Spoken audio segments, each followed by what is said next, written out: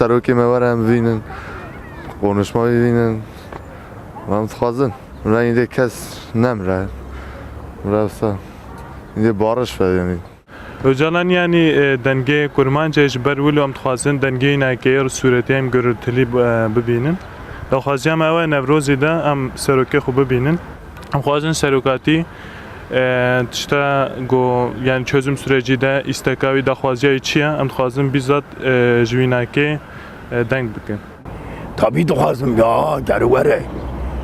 Gerwere la. Bila rahatî çêbe, bila yekneyê piştinê, bila saxî selametî be. Görüntüya Öcalan vakta ku Öcalan da televizyonda da canlı haber bide jibona halkı bu görüşamın yani gorazani namın jibona halkı Türk u Kürt ev tişteki pir başe edxwazim ku bibêje evê xûnê bisekine o bibêje ku di nava Türkiye'de halkê me gere weke hev yaşamış be.